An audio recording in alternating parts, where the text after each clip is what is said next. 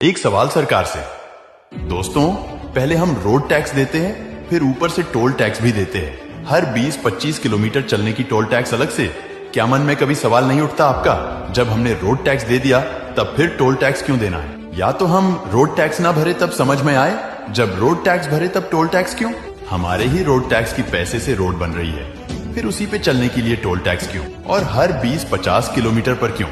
एक दिन मैंने हिसाब निकाला था, दिल्ली से कलकत्ता अगर अब गाड़ी से चले जाए तो डीजल के खर्चे से ज्यादा टोल टैक्स की खर्चे आते हैं। तो हम हिंदुस्तान की सरकार को इनकम टैक्स के रूप में, कॉर्पोरेट टैक्स के रूप में, वैल्यू एडेड टैक्स के रूप में, सेल टैक्स के रूप में, रोड टैक्स के रूप में, टोल टैक्स के रूप में, प्रॉपर्टी टैक्स के रूप में, हाउस टैक्स के रूप में, ऐसे ही 64 टाइप्स टैक्स के रूप में हर साल हम 20 लाख करोड़ दे देते हैं। 6,14,000 करोड़ केंद्र सरकार को और बचा हुए सब राज्य सरकार को 35 राज्य में।